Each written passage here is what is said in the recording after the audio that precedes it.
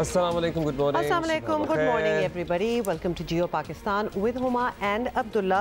एक तो ये वेदर ऐप जो है ना, इसको निकाल देना चाहिए बिल्कुल अपने फ़ोनों से, क्योंकि सुबह सुबह एक डिप्रेसिंग खबर होती है जब आपको पता चलता है कि मौसम is not going to get better. अच्छा, ये तो फिर भी आपको कम दर्जा हरारत मुझे लगता है। मुझे तो लगता है कि कम दर्जा हरारत शो कर रही होती है अगर आप ऊपर की मंजिल पे रहते हैं। अगर आप कराची में अपार्टमेंट्स पे रिहाइश, वो और ज़्यादा हो जाता है। ओहो, नहीं तो मैं आपको बता दूं कि जैसे कि आज की वेदर ऐप में बता रहा है मैक्सिमम बता रहा है 33-34 टाइप, लेकिन फील्स लाइक 38 है। हाँ। तो वो फील्स लाइक में वो 38 हो या 48 हो, वो फिर जब फील हो गया तो हो गया। It is burning. अच्छा, फिर सिंपल बात इस मौसम में ना बहुत से हशरात और दीगर जानवरों की, इंसेक्ट्स की और इनकी भरमार हो जाती है। जैसे कॉकरोच अगर आपके घर में खुदा न खास्ता शुरू हो जाए तो वो इस मौसम में इतने परवान चढ़ते हैं, और दुनिया का कोई भी टोटका आजमा लें, इट नेवर वर्क्स मुझे लगता है। हाँ, वही कोई दवाई वगैरह आपको अल्टीमेटली डालनी पड़ती है, लिमिटेड ही होती वैसे है। आप कोई पता नहीं आटे की गोलियां बना लें और पता नहीं क्या I कुछ have tried everything. Likewise, so I've done everything. It never works. Unless and until कि वो शदीद सख्त किस्म की दवाई ना डालें और वो फिर उसकी जद में आकर और फिर काउंटर टॉप्स पे आप विनेगर और पता नहीं क्या मिक्स करके मतलब पूरा काम करना पड़ता है इस चीज के लिए। वो स्प्रे करें और क्या क्या करें, लेकिन you have to do it because आपको पता ही है, यू आर राइट, वो मल्टीप्लाई इनटू 1000 होते हैं। वो आने वाले 1-2 में डेंगू के केसेस भी खुद अल्लाह ना करे के सामने आए, लेकिन हो ही जाता है मामला शुरू, क्योंकि गर्मी है, पानी जहाँ खड़ा होता है मच्छर की अफजाइश होती है। और अभी पिछले हफ्ते हुआ नेगलेरिया के 3 केसेस रिपोर्ट हुए कराची में। So this is a daily reminder for you, अगर आप मिस कर रहे हैं अपने अंडरग्राउंड वाटर टैंक में क्लोरीन की जो मिकदार, जो कि मुनासिब मिकदार एज इन उसका एक सेट पैटर्न होता है, वो ज़रूर मिक्स कीजिए, बिकॉज उससे नेगलेरिया के जरासीम मर जाते हैं और आप महफूज रह सकते हैं। So that is a reminder for everybody who is watching us out there. Yes, so just be careful. बहुत सी चीज़ें हो रही हैं, और वैसे ही आई मीन लाइक गर्मी से बचने के लिए तो आपको पता ही है, डोंट स्टेप आउट, मतलब एज सिंपल एज दैट। अच्छा, बच्चों की छुट्टियां भी तो इसी मौसम में होती हैं ना, तो फिर क्या स्टेप आउट ना करे बंदा। गर्मी की छुट्टियां हैं, बच्चे अगर जाहिर है वैसे ही सारा हफ्ता घर में हैं, अगर वीकेंड पे बाप वगैरह घर पे मौजूद हैं या कोई कजन्स वगैरह आ गए हैं तो उन्हें फिर बाहर लेके भी जाना पड़ता है। लेकिन हमारे यहाँ मजबूरी सी हो जाती है ना, करना तो पड़ता है फिर अगर कोई आया हो। हाँ, और बाहर शहरों में घूमना या किसी बाहर मुल्क में घूमना तो आपको पता ही है क्या महंगाई की सूरत है। वैसे मैं एक डिस्क्लेमर दे देती होती हूँ कि this is not the right months to be visiting. मतलब अगर कोई आना चाह रहा हो तो ज़रूर आए, लेकिन it will be more like home bound, क्योंकि बाहर जाने का तो कोई चक्कर ही नहीं है। वैसे कराची में कोई खास जगह नहीं है फिर आने के लिए। जिन बच्चियों की शादियां बाहर हुई हुई, उन्होंने अपने अम्मियों के घर आना होता है। अब उनके बच्चों की छुट्टियां भी इन्हीं महीनों में हो रही होती है ना, वो भी फिर इन्हीं महीनों में घर आ रहे होते हैं, क्योंकि दिसंबर में तो बमुश्किल 10, 15, 12 दिन की छुट्टियां होती हैं। और अगर बाहर वाले इतना महंगा टिकट खर्च के आएंगे फिर वो रहेंगे तो वो चाहते हैं कि भाई अपने वालिदैन के पास, अपने बहन भाइयों के पास 20-25 दिन तो गुजार ही लें। और by the way local ticket भी बड़ा महंगा हो चुका है, तो बाहर से क्या आएंगे, मतलब तो डोमेस्टिक इतना ज्यादा हो चुका है। एनीवे, क्या हो रहा है, इलेक्शन हो रहे नहीं हो रहे, ये बड़ा अहम सवाल है, और ये सवाल हमसे भी लोग हर जगह जाते हैं। लिटरली मैंने तो अब मैं दुकान में जाके डिस्क्लेमर दे देता हूँ कि प्लीज मुझसे कोई पेशगोई कराने की कोशिश। आप ये बात कर रहे हैं, अभी जो मैं अपने हफ्ते की छुट्टी करके आई हूँ तो बहुत से हम अ lot of friends were together, तो किसी ने शुरू में ही पहले दिन ही कह दिया, अच्छा जी पाकिस्तान के क्या हालात हैं, जरा पॉलिटिक्स का बताएं। मैंने तो मतलब एक लकीर लगा दी ना कि एक हफ्ता हमारी भी छुट्टी है, तो लिहाजा कोई पॉलिटिक्स की बात नहीं होगी, बताना पड़ता है, वरना that's all everybody wants to talk about. तो जी मौजूदा हुकूमत आपको पता है इसकी मुद्दत अगस्त में ख़त्म हो रही है, और इलेक्शन कमीशन 8 अक्टूबर पर आम इंतखाबात की तारीख तजवीज़ कर चुका है, लेकिन इंतखाबात वाकई अक्टूबर में होंगे फिलहाल कोई बात यकीन से कहना मुश्किल है। तो लिहाजा अब्दुल्ला किसी को ना कहना के हो रहे हैं। और हुकूमत में शामिल जमातों के तेवर जो है वो क्या है, एक्चुअली तेवर ही हैं, ठीक है आपने, कुछ अजीब किस्म के तेवर हुए हैं। और बाकी आप ही बता दें। तेवर मामलात को और मशकूक बता रहे हैं। पीडीएम के सरबरा मौलाना फजलुर रहमान ने कल वाज़ेह तौर पर कहा कि इलेक्शन से पहले मुल्क को अपने पांव पर खड़ा करना है। सुनिए। देखिए, चाहे अदम एतमाद का हो, चाहे अब इलेक्शन की बात आएगी तो उस पर भी एक मुत्तफ़िक़ा फैसले ही हम करेंगे। इस मुल्क की सूरत हाल को हम क्या नए हंगामों के और नए प्रैक्टिसेस के पेड़ चढ़ा दें, या ये कि कुछ मुल्क को अपने हालात पे खड़ा करके चलाएं। मैंने यही कहा कि इस पर मुशावरत हो सकती है, गुफ्तगू की जा सकती है, जो मुल्क के लिए मुफीद होगा वही फैसला। मौलाना साहब को तो आपने सुन लिया, और सबसे बड़ी हुकूमती जमात नून लीग पहले ही कह चुकी है, आपको पता ही है कि इंतखाबी मुहिम मियाँ साहब चलाएंगे और मियाँ साहब की वापसी का भी कोई अता पता नहीं है। मरीम नवाज ने कल आज़ाद कश्मीर में मैदान सजाया और चेयरमैन PTI पर ताक कर हमले किए, लेकिन वक्त पर इलेक्शन होने से मुतालिक एक लफ्ज नहीं कहा। 2021 में धांधली करके जिस जमात को आजाद जम्मू कश्मीर पर मुसल्लत किया गया था, आज कहां है वो जमात? वो जहां से आई वहीं वापस चली गई। मुस्लिम लीग नून को मिटाने वाले, नवाज शरीफ की सियासत खत्म करने वाले कई आए कई चले गए, लेकिन उस रब्बे करीम के फजलो करम से मुस्लिम लीग और नवाज शरीफ कल भी था, आज भी है और इंशाअल्लाह ताला कल भी रहेगा। नवाज शरीफ जब भी इक़्तिदार में आता है, नवाज शरीफ जब भी इक़्तिदार में आता है, खैबर से कराची तक, कराची से मुजफ्फराबाद तक, मुजफ्फराबाद से बाग तक, हर जगह तरक्की तरक्की तरक्की का नामो निशान नजर आता है। खासा एग्रेशन था, लेकिन एग्रेशन मतलब ये हर जलसे में वैसे with due respect and apologies सिर्फ एग्रेशन ही है। There is nothing constructive, there is no plan, there is no information, there is nothing. It's देखिए परफॉर्मेंस ज़ाहिर है हुकूमत की, चूँकि मुस्लिम लीग नून के ही प्राइम मिनिस्टर हैं बराजमान इस वक्त वज़ीर आज़म हाउस में फ़राइज़ सर अंजाम दे रहे हैं, सो परफॉर्मेंस भी आपके सामने है। तो जब परफॉर्मेंस से बटा सन्नाटा है तो क्या आपको प्लान शेयर करें आगे का, आपके सामने और क्या जो आपसे कामयाबियाँ, क्या आपके सामने कामयाबियाँ गिनवाई जाएँ? हाँ, लेकिन माजी की कुछ कामयाबियाँ हैं जो मरीम नवाज साहिबा बताती हैं, गिनवाती हैं। Nawaz Sharif you can not sit on your laurels. तो माजी की कामयाबियाँ and all that, what is happening right now? कुछ भी नहीं, there is nothing really to talk about. Tragedy है कि अभी कुछ नहीं हो रहा। और कल वज़ीर आज़म का ताज़ा बयान आया, उन्होंने कहा जी हमने IMF की तमाम शराइत मान ली हैं और जल्द खुशखबरी मिलेगी, जल्द खुशखबरी मिलेगी। मुझे लिटरली इतनी दफ़ा ये लाइन में सुन चुका हूँ कि मुझे लगता है कहते हुए अजीब नहीं लगता होगा ये लोग जब कहते हैं कि जी जल्द कुछ होने वाला है। ये मुझे ना अजीब एक नए शादीशुदा कपल की सूरत हाल मालूम होने लगती है। खुशखबरी वो होगा क्योंकि और तो कुछ हो नहीं रहा, जल्द मिलेगी। ओह वेल एनीवे, लेकिन मुल्क हमारा नाजुक सूरत हाल से सर्टनली गुजर रहा है।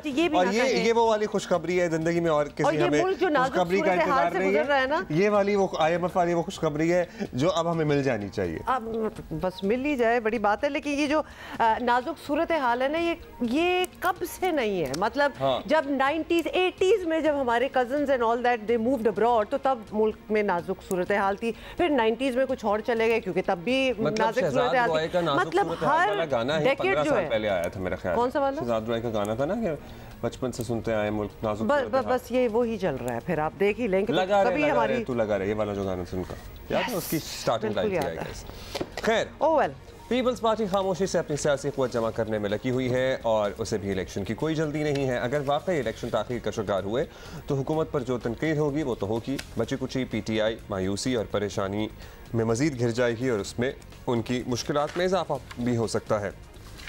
देखिए इस बात पे तो कोई दो राय नहीं होनी चाहिए कि है भी नहीं कि इलेक्शन अपने वक्त पर होने चाहिए, लेकिन क्या होंगे या नहीं होंगे ये एक अहम सवाल है। इसी में सहाफ़ी तज्ज़ियाकार सोहेल बड़ाइच साहब हमें ज्वाइन कर रहे हो, माँ तो बात कर उनसे ज़रा पूछ लेते हैं। सोहेल साहब, आपको पता ही है सूरत हाल हमारे सामने है, हुकूमती जमातों का सबसे बड़ा सियासी चैलेंज एक तरह से चित पड़ा हुआ है। इमरान खान साहब की बात कर रहे हैं, PTI के चेयरमैन की। उसके बाद सोचा तो यही जा रहा था कि अब किसी को इलेक्शन में फौरी जाने पर एतराज़ नहीं होगा, लेकिन PDM और पीपल्स पार्टी फिलहाल इलेक्शन की बात कर नहीं रहे हैं। अब तो कर लें। तो क्या हो रहा है? अभी भी अवाम में जाने के लिए तैयार नहीं है और इन्हें इदराक है कि हमने कुछ डिलीवर नहीं किया, इसलिए अवाम में किस मुंह से जाएं? मुझे ऐसे लगता है कि अभी PDM जो है वो मुकम्मल तौर पर इलेक्शन के लिए तैयार नहीं है। अभी ना मियां नवाज शरीफ वतन वापस आए हैं, ज़ाहिर है उन्होंने नून लीग की जो कैंपेन है वो लीड करनी है, और वो ये मेरा ख्याल है कि हुकूमती पार्टियां इस इंतज़ार में है कि PTI और कमज़ोर हो जाए तो फिर इलेक्शन हो। तो इसलिए मुझे प्रैक्टिकली जो है वो इलेक्शन जो है वो अक्टूबर में होते नज़र नहीं आते। हालांकि मेरा असूली तौर पर ये राय है कि इलेक्शन जो है हर सूरत अक्टूबर में होने चाहिए। अच्छा वड़ाइच साहब, अगर हम तहरीक इंसाफ की बात की जाए तो वो बज़ाहिर एक तहलील के अमल से गुजर रहे हैं और मुराद रास वगैरह आपको पता ही है, उन्होंने पार्टी की तामीर नौ या चले फॉरवर्ड ब्लॉक जैसा एक ऐलान भी किया है। तो क्या ये एंटी नवाज जरदारी वोट का पोटेंशियल देख के कर खुद को सियासी तौर पर जिंदा रखने की कोशिश कर रहे हैं या कोई और मकसद आपको नज़र आ रहा है? हो क्या रहा है उधर? जी, ये डेफिनेटली जो पीटीआई है उसका वोट बैंक है, और जाहिर है वो वोट बैंक जो है वो इमरान की ज़ात और एंटी पीडीएम वोट है। तो मेरा ये ख्याल है कि देखना ये होगा कि क्या वो एंटी पीडीएम पड़े या प्रो इमरान पड़ेगा। ज़्यादा चांस इस बात के है कि वो प्रो इमरान पड़ेगा, और इसलिए वो लोग जो इमरान से अलग हो गए हैं, चाहे वो मुराद रास हों, चाहे जहांगीर तरीन हों या दूसरे, उनको शायद इमरान खान का वोट बैंक नहीं पड़ेगा। हाँ, लेकिन उनको इलेक्टेबल जो है पीटीआई के मिल जाएंगे। तो पीटीआई का जब इलेक्टेबल उनको मिल जाएगा तो उससे जो है वो इलेक्शन के रिजल्ट में फ़र्क पड़ता है। 3 तरह का वोट बैंक होता है। एक वोट बैंक जो पार्टी वोट बैंक होता है, एक पर्सनल वोट बैंक होता है जो इलेक्टेबल के साथ जाता है, तीसरा फ्लोटिंग वोट बैंक होता है जो इक़्तिदार में आने वाली पार्टी को देखकर उसके साथ जाता है। तो ये 3 तरह के वोट बैंक मौजूद हैं। ऑल राइट, सो आपने 3 तरह के वोट बैंक्स की तो बता दिया हमें क्या सूरत हाल है। बता दीजिए वड़ाइच साहब, लास्टली के गुज़श्ता 2-3 हफ्तों में मुस्लिम लीग काफ, जहांगीर तरीन और पीपल्स पार्टी ने भी पंजाब में अपना पूरा जोर लगाया हुआ है, और ख़ास तौर पर पीपल्स पार्टी ने काफ़ी लोग जमा कर लिए हैं। तो क्या पंजाब में उनकी पोजीशन माजी से बेहतर होती हुई नज़र आ रही है? इनफैक्ट लाहौर में कल बड़े अरसे बाद किनाल रोड पर पीपल्स पार्टी के झंडे भी आवेजा देखे लोगों ने। देखिए जी, नॉर्थ पंजाब में और सेंट्रल पंजाब में तो पीपल्स पार्टी की का वोट बैंक जो है वो बहुत थोड़ा है। इतना थोड़ा है कि वो कोई भी इलेक्टेबल भी अगर उसके साथ मिल जाए तो नहीं जीत सकता। आप देखें कि पूरे जो नॉर्थ पंजाब और सेंट्रल पंजाब में एक सीट राजा परवेज़ अशरफ की सिर्फ जीती गई है। या तो आगे जाके साउथ पंजाब के अंदर पीपल्स पार्टी का पोटेंशियल मौजूद है, उनका वोट बैंक भी मौजूद है। तो साउथ पंजाब में अगर वोट बैंक के साथ इलेक्टेबल्स मिल गया तो वहाँ पीपल्स पार्टी कुछ परफॉर्म कर सकती है, लेकिन सेंट्रल पंजाब और नॉर्थ पंजाब में इसका चांस नहीं। तरीन साहब के पास सिर्फ इलेक्टेबल हैं, उनके पास वोट बैंक नहीं है। तो ये मसला है, ये मसला है। पीपल्स पार्टी को काफ़ी काम करना पड़ेगा ओवर देयर। सोहेल बड़ाई साहब, thank you so much for talking to us. इत्तलात तो बहुत सी हैं, चमगोइयाँ भी बहुत सारी हो रही हैं। लेट्स सी क्या होता है। अगस्त में असम्बलियों की मुद्दत पूरी होने के बाद इंतखाबात होते हैं अक्टूबर में, या फिर ये मामला कहीं मार्च तक टल जाता है। Okay, let's see. अब इस पे क्या मजीद स्पेक्यूलेट करना। एक और बात है जिस पे हम स्पेक्यूलेट कर सकते हैं, जैसे कि क्रिकेट। अच्छा, बिफोर आई वाज लीविंग तो हम ऐसी ही कोई बात हो रही थी कि कुछ गूमगू की कैफियत में थे, लेकिन नॉट दैट हम उसमें गूमगू की कैफियत से थे, नॉट दैट हम वहां से निकले हैं, हम उधर ही गूमगू। हाँ, सही है, ठीक है, sort of. Why are you making me say things I can't say? Anyway जी, इंडिया ने अब तक एशिया कप के इनेकाद को मुश्किल में डाल रखा है, और भारतीय हरधर्मी का ये आलम है। जरा ये सुने कि भारत चाहता है कि एशिया कप का एक मैच भी पाकिस्तान में ना हो। बस हम चाहते हैं, बस हमने कह दिया नहीं होना तो नहीं होना। Who are you? But anyway, तो उनका कोशिश पूरी ये है, और बल्कि हाइब्रिड मॉडल भी कबूल नहीं है उन्हें। और इतलात हैं कि पाकिस्तान क्रिकेट बोर्ड ने हाइब्रिड मॉडल पर अमल दरामद ना होने पर एशिया कप से बाहर होने की धमकी भी दे दी है। जाहिर है, और क्या करेंगे हम। शायकीन क्रिकेट मुंतजर हैं कि कोई फैसला हो, अच्छी क्रिकेट देखने को मिले। इम्कान है कि रवा हफ्ते फैसला हो जाएगा। उधर आईसीसी की पूरी कोशिश है कि पाकिस्तान वर्ल्ड कप खेलने भारत जाए। आईसीसी वो अपना जोर लगा रहा है साथ साथ, लेकिन अभी तक डेडलॉक बरकरार है। पाकिस्तान का मौक़िफ़ है कि भारत अगर एशिया कप खेलने पाकिस्तान नहीं आएगा तो पाकिस्तान भी सोचेगा कि इसे वर्ल्ड कप खेलने के लिए भारत जाना है या नहीं। अफसोस की बात यह है कि भारत का क्रिकेट को सियासत की नज़र करने का रवैया आईसीसी को नज़र नहीं आता होगा। मेरा ख्याल है आगे डॉलर साइन आ जाता है, लेकिन एग्जैक्टली आपको पता ही है कि क्या हो रहा है। अब्दुल माजिद भट्टी साहब हमारे साथ हैं। भट्टी साहब, ये बात तो मतलब उधर ही फंसी हुई है जहाँ हफ्तों पहले से फंसी हुई है। It's the same thing. तो अगर निगोशिएशन होती है, कोई बातचीत होती है, तो ये तो स्टेलमेट ही लग रहा है, तो बात आगे बढ़ ही नहीं रही। जी हाँ हुमा, बिल्कुल। जो इंडियन क्रिकेट बोर्ड है वो आपको पता है कि एशियन क्रिकेट काउंसिल में भी डोमिनेट करता है, और इंटरनेशनल क्रिकेट काउंसिल जो है उसको तो कई बार हम अज़राए मजाक इंडियन क्रिकेट काउंसिल कहते हैं। तो दोनों जगहों पर जो इंडिया की बालादस्ती है, तो भारत का यही ख्याल है। और बल्कि भारत में जो 3 दीगर एशियाई मुल्क हैं बांग्लादेश, श्रीलंका, अफगानिस्तान, उन तीनों को मिलाकर लॉजिस्टिक्स का बहाना बना लिया है। और मेरे ख्याल में अब ये जो वीक शुरू हुआ है कल से, इस वीक में कुछ ना कुछ डिसीजन आ जाएगा। यही उन्होंने तय किया है कि एक वेन्यू पर श्रीलंका में एशिया कप करवाया जाए। अगर पाकिस्तान, चूंकि होस्ट में अगर कहीं पाकिस्तान उस पर रेजिस्टेंस जाहिर करता है, जिसका इम्कान बहुत कम है, तो उसके बाद फिर यही है कि एशिया कप शायद इस साल ना हो सके, लेकिन चांसेस यही है कि एशिया कप जो है वो श्रीलंका में होगा। ऑल राइट, चांसेस यही है कि एशिया कप श्रीलंका में होगा, लेकिन हमारा हाइब्रिड मॉडल और फिर आगे वर्ल्ड कप की सूरत हाल इसी तरह चलेगी। देखिए, मेरे ख्याल में सेठी साहब काफी मुश्किल में दिखाई दे रहे हैं। इस पूरी जो इंटरनेशनली क्रिकेट में जो मुश्किल सूरत हाल है, अब जो इत्तलात आ रही हैं, जो कल मुझे मेरे एक सोर्स ने बताया कि नजम सेठी साहब प्राइम मिनिस्टर शहबाज शरीफ से मीटिंग करने वाले हैं, बिलावल भुट्टो जरदारी साहब जो फॉरेन मिनिस्टर हैं उनसे बात करेंगे, और असद मजीद साहब जो फॉरेन सेक्रेटरी है, ताकि वो फॉरेन ऑफिस से रहनुमाई लें कि पाकिस्तान की पॉलिसी क्या है। देखिए, आपको याद होगा लास्ट वीक आईसीसी के चेयरमैन और सीईओ लाहौर आए थे, और जी, पाकिस्तान ने उस मीटिंग में काफी सख्त मौक़िफ़ इख्तियार किया था। पाकिस्तान अभी तक तो यही कहता है कि अगर भारत पाकिस्तान के हाइब्रिड मॉडल को मुस्तरद करता है, जो मेरी इत्तलात है कि उन्होंने इन प्रिंसिपल अब तय कर लिया कि पाकिस्तान का हाइब्रिड मॉडल जो है वो काबिल कबूल नहीं है। तो पाकिस्तान का अगर मॉडल काबिल कबूल नहीं है, जब उन्होंने तो सारा तय कर लिया तो हमने अपनी क्या मनवाई। उन्होंने ये तय कर लिया कि पाकिस्तान का हाइब्रिड मॉडल काबिल कबूल नहीं है, वो पूरा एशिया कप श्रीलंका में कराना चाहते हैं, तो फिर क्या हम उस एशिया कप का हिस्सा होंगे, नहीं होंगे। फिर वो साथ में ये भी चाहते हैं कि हम वर्ल्ड कप खेलने के लिए भारत आएँ, तो हमारी तो हम बैठे बस सुन रहे थे, हमारी तरफ से कोई डिमांड नहीं है तो सही, लेकिन कोई भी नहीं मान रहा। हाँ, मानी नहीं जा रही। अब्दुल्ला हुमा, अभी हमारे पास जो आखिरी कार्ड है, अगर उसको हम थोड़ा इंटेलिजेंट तरीके से खेलें तो वो वर्ल्ड कप में पाकिस्तान की शिरकत है, क्योंकि पाकिस्तान और भारत का जो वर्ल्ड कप में एक मैच है, वर्ल्ड कप की मजमूई आमदनी का 30% है। तो देखिए, अगर पाकिस्तान मना करता है तो टूर्नामेंट तो खराब होता है, लेकिन टूर्नामेंट में स्पॉन्सर्स को, मुंतजमीन को, आईसीसी को काफी नुकसान होता है। और पाकिस्तान के पास जो ऑप्शन है कि हुकूमत का बहाना बना ले कि हुकूमत हमें एनओसी नहीं दे रही, तो पाकिस्तान को वर्ल्ड कप का पूरा शेयर मिलेगा।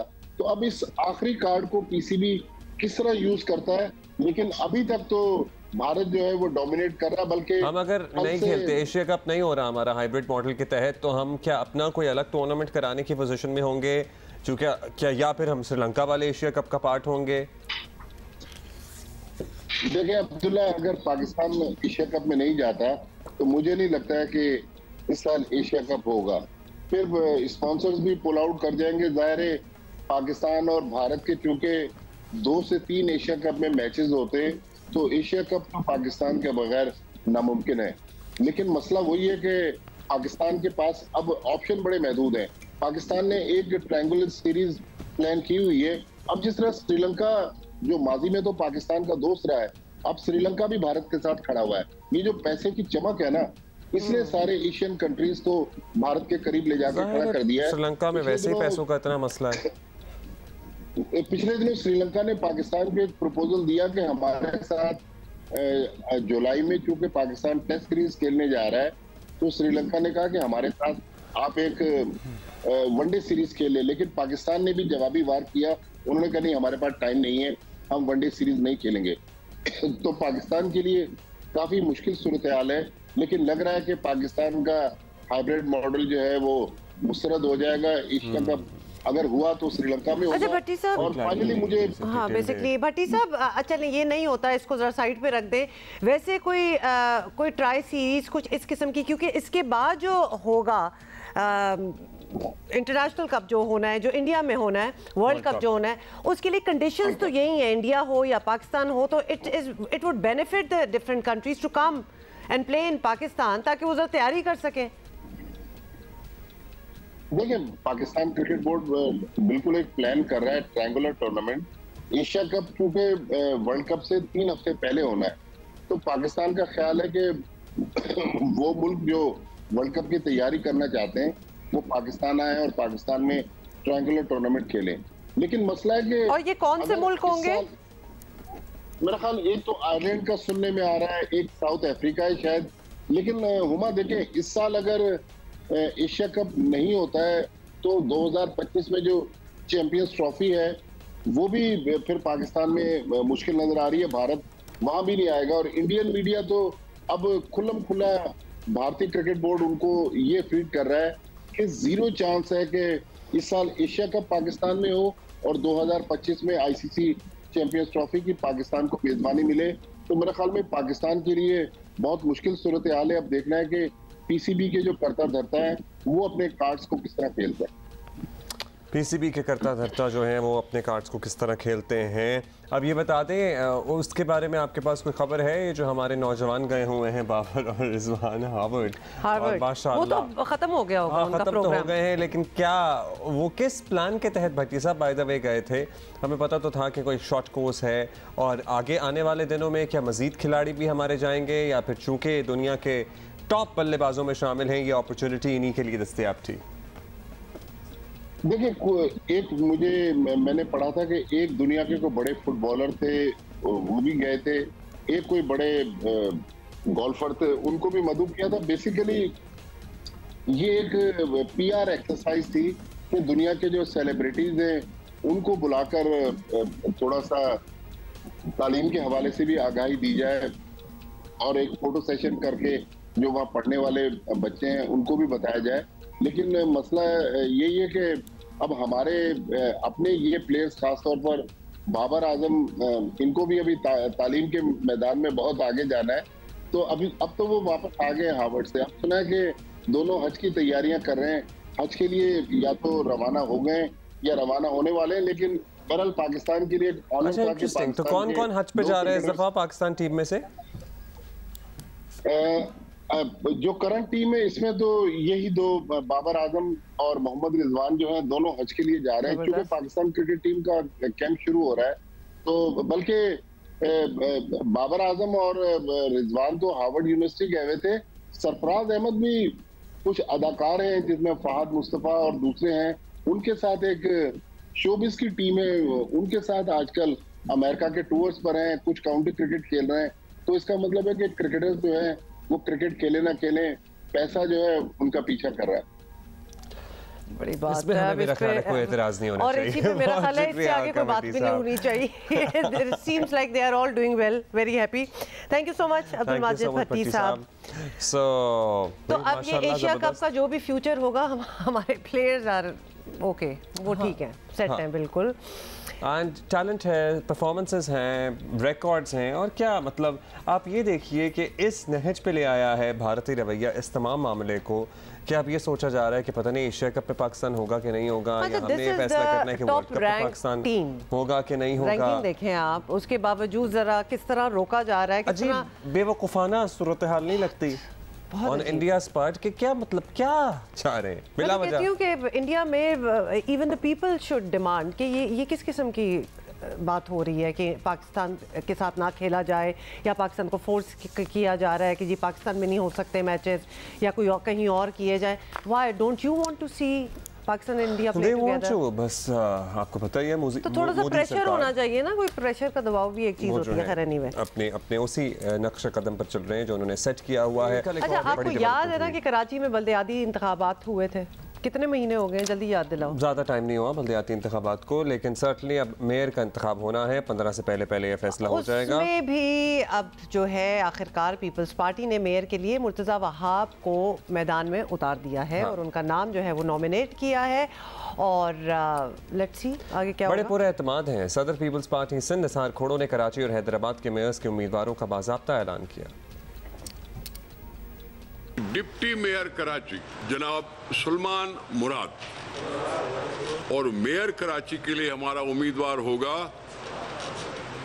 Murtaza Wahab Siddiqui, municipal corporation Hyderabad. Mayor के लिए नाम है काशिफ शोरो और डिप्टी मेयर के लिए नाम है मिस्टर सगीर कुरैशी। दूसरी तरफ जमात इस्लामी कराची के अमीर हाफिज़ नईमुर रहमान साहब बदस्तूर दावा कर रहे हैं कि मेयर जमात इस्लामी का ही बनेगा, क्योंकि उन्हें PTI की हिमायत हासिल है।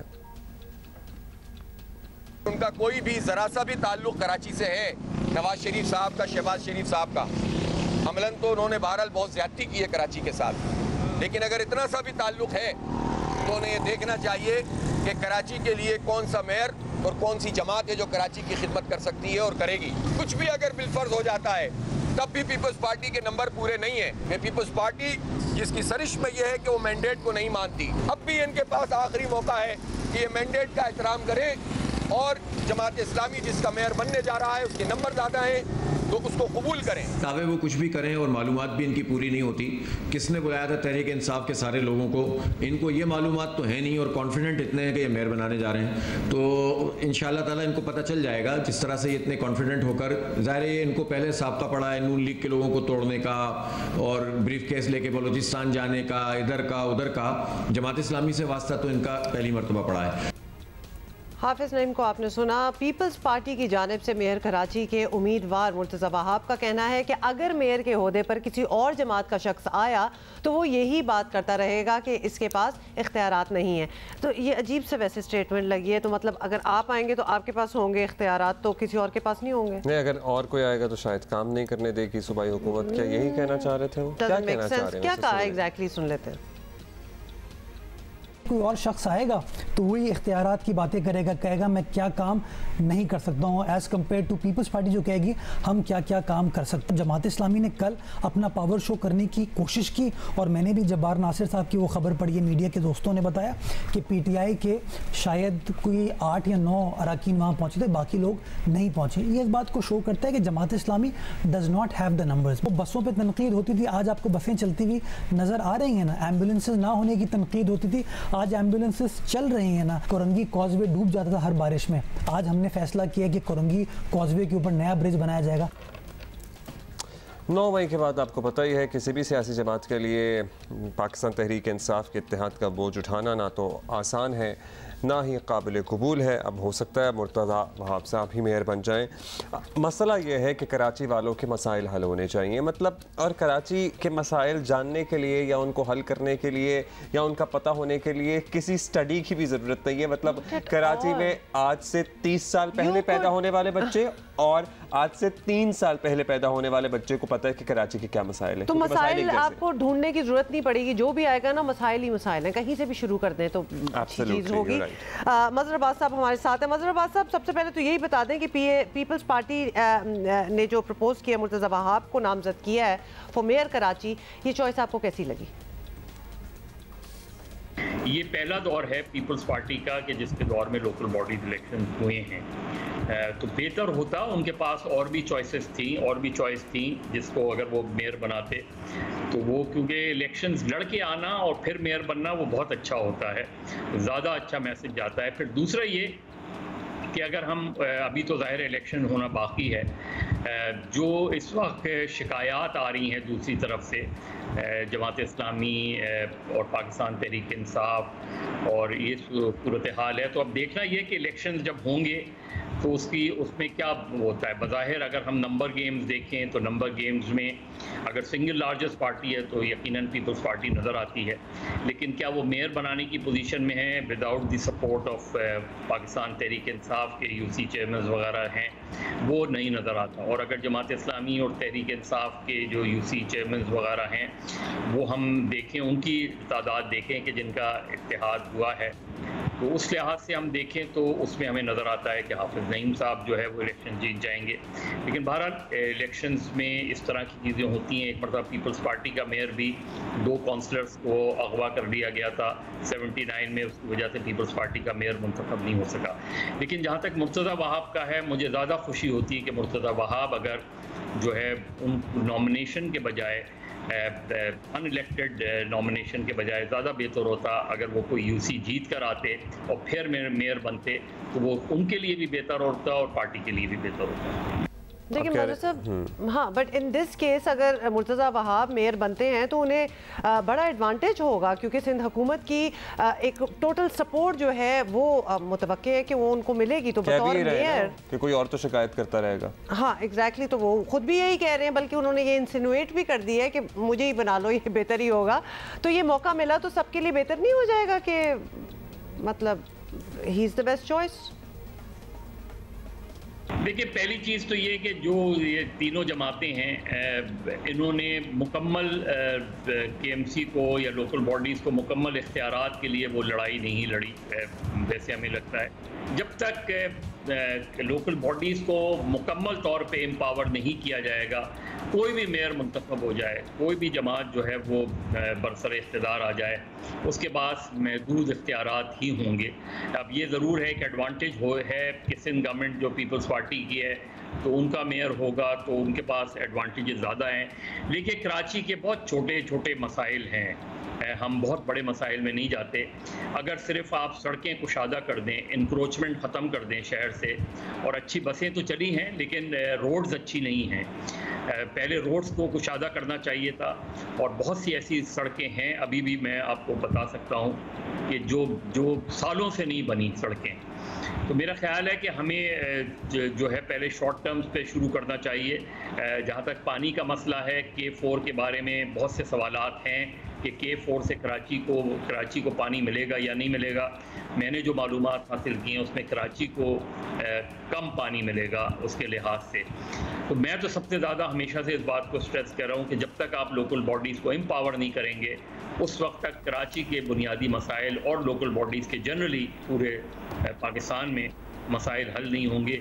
बदकिस्मती से हमारी जो सिविलियन गवर्नमेंट्स हैं वो लोकल बॉडीज़ को एम्पावर करती ही नहीं है, हालांकि 18वीं तरमीम में वाज़े तौर पे लिखा हुआ है। अच्छा, अब ये बताइएगा, हाफिज़ साहब, हाफिज़ नईम की हम बात कर रहे हैं, बड़े बहादुर हैं आजकल के मौसम में। वो मेरे इलेक्शन के लिए बज़ाहिर हाफिज़ साहब कहते हैं जी हमें तहरीक इंसाफ की हिमायत हासिल है और उसके साथ हम पीपल्स पार्टी पे बरतरी हासिल कर लेंगे। लेकिन तहरीक इंसाफ की हिमायत वाला फैक्टर आजकल इतना पॉपुलर नहीं है इन अ सेंस, मतलब उसमें फिर पॉजिटिव से ज़्यादा नेगेटिव भी हो सकता है। तो आपको लगता है कि हाफिज़ साहब का तहरीक इंसाफ के पास जाने का फैसला दुरुस्त है? देखिए, फैसला तो जो इलेक्टेड लोग हैं वो करेंगे फैसला, और ये चूंकि सीक्रेट बैलेट नहीं होगा, शो ऑफ हैंड होगा। तो अगर पीटीआई के लोग आते हैं और शो ऑफ हैंड से वो मुर्तज़ा वहाब को सपोर्ट करते हैं, तो जाहिर है फिर हाफिज़ नईम साहब को भी इस चीज़ को मानना पड़ेगा। चूँकि सीक्रेट बैलेट में तो इस चीज़ के इम्कानात होते हैं। अब तहरीक इंसाफ की इस वक्त जो ख़ासतौर पर 9 मई के बाद सूरत हाल है, मुझे नहीं पता कि कितने यूसी चेयरमैन जो हैं वो उस दिन इलेक्शन के दिन हाजिर होंगे या नहीं होंगे। लेकिन अगर हाजिर होते हैं, और होना चाहिए, इंश्योर करना चाहिए, अगर हाजिर होते हैं और शो ऑफ हैंड होता है, और जो अभी तक क्योंकि उसमें तरमीम नहीं, और लगता यही है कि शो ऑफ हैंड ही होगा। तो शो ऑफ हैंड में अगर majority of PTI UC chairman जो है वो मुर्तज़ा वहाब को वोट देते हैं, तो हाफिज़ नईम साहब को तमाम तर रिजर्वेशन के बावजूद इन नताइज को कबूल करना चाहिए। और इसी तरह अगर वो सब आते हैं और हाफिज़ नईम को वोट देते हैं, तो मुर्तज़ा वहाब समेत पीपल्स पार्टी को उस नतीजे को कबूल करना चाहिए। ऑलराइट जी, लेट्स सी क्या होता है। बहुत शुक्रिया आपका मज़हर अब्बास साहब, हमारे साथ जो भी आए वो काम भी करे और इख्तियारात भी, और जो भी आए उसको काम करने भी दिया जाए। मतलब अगर मुर्तज़ा वहाब जीत कर आते हैं तो ठीक है, 100 दफ़ा आइए। अगर हाफिज़ नईम साहब अपने इत्तेहादियों के साथ जीत कर मेयर बनते हैं तो उनको भी पाकिस्तान पीपल्स पार्टी को उसूली तौर पर सपोर्ट करना चाहिए, और ताकि अल्टीमेटली वही बात जो मुर्तज़ा कह रहे हैं कि वो ये ना कह दें कि भाई इख्तियारात नहीं थे। सो ये एटलीस्ट शिकायत का मौका नहीं देना चाहिए। ये लाइन जो है ना, ये इख्तियारात नहीं थे, प्लीज़ ये अब अपनी डिक्शनरी से सारों को निकाल देना चाहिए। बिकॉज जिस तरह लड़ रहे होते हैं ना आने के लिए इस पोस्ट पे कि हम आके कुछ करेंगे, तो पहले भी पता होना चाहिए ना कि इख्तियारात नहीं है तो हम लड़ क्यों रहे हैं। लेकिन आप पहुंच ही गए हैं तो फिर देन डू इट। एग्जैक्ट वही बात है ना कि मतलब पाकिस्तान तहरीक इंसाफ जो है वो अप्रैल 2022 में इख्तिदार जाने पर उनकी चीखों की आवाज़ें आसमान पे सुनाई दे रही थीं, और जब वो इख्तिदार चला गया तो उसके बाद कहते थे हमारे हाथ में कुछ था ही नहीं, सारे तो कुछ फैसले तो कुछ और लोग करते थे, इनफैक्ट जनरल बाजवा करते थे, और उसी इख्तदार में वापस आने के लिए दोबारा उन्होंने सर धड़ की बाजी लगा दी, मगर क्या कुछ नहीं किया। ये तय हो गया कि असेंबलियाँ तहलील करती जाएंगी, उसके बाद उन्होंने अपने लॉन्ग मार्च का ऐलान कर दिया। सुप्रीम कोर्ट के कहने पर नेगोशिएशन में मामला तय हो गए, इमरान खान साहब नहीं माने, उससे पहले वो अपनी सूबाई असेंबलियाँ तोड़ चुके थे उसी इख्तदार में वापस आने के लिए, और उसी इख्तदार से जाने के लिए भी आपको पता ही है उनकी तगदौर, उनकी कोशिशें क्या थीं, और जब थे इख्तदार में उससे निकलने के बाद कहते हैं कि हमारे हाथ में कुछ नहीं था। तो ये क्या बातें हैं? Exactly, coming back to Karachi's problems, मतलब कि हम विदाउट इवन, हम कुछ सालों से इधर रह रहे हैं, ये जमातें तो कब से इधर ही काम कर रही हैं, तो आपको तो पता ही होगा कि क्या क्या प्रॉब्लम्स हैं, स्टार्टिंग फ्रॉम रोड्स,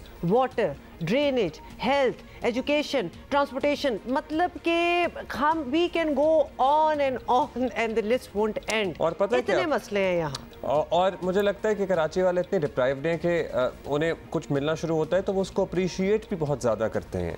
मतलब ये 4 बसें आई थी, हम पागल हो गए थे। नहीं, मतलब 4 से ज़्यादा ही हैं। चले लेट्स गिव द क्रेडिट कि पब्लिक ट्रांसपोर्ट का निज़ाम इन बसेस के आने के बाद वो पिंक भी नज़र आती है, लाल भी बस आती है नज़र, सफ़ेद वाली भी आती है, सो बसेस का निज़ाम खासा बेहतर हो गया है। लेकिन खासा बेहतर नहीं, ये वो वाली आप बात कर रहे हैं कि हमें इतना सा भी मिलता है ना तो हम खुश हो जाते हैं, ये खासा बेहतर नहीं हुआ। दिस इज ऊंट के मुंह में जीरा वाली बात। सो इसको बहुत बेहतर होने की ज़रूरत है, सर्टेनली इसको बहुत बेहतर होने की ज़रूरत है।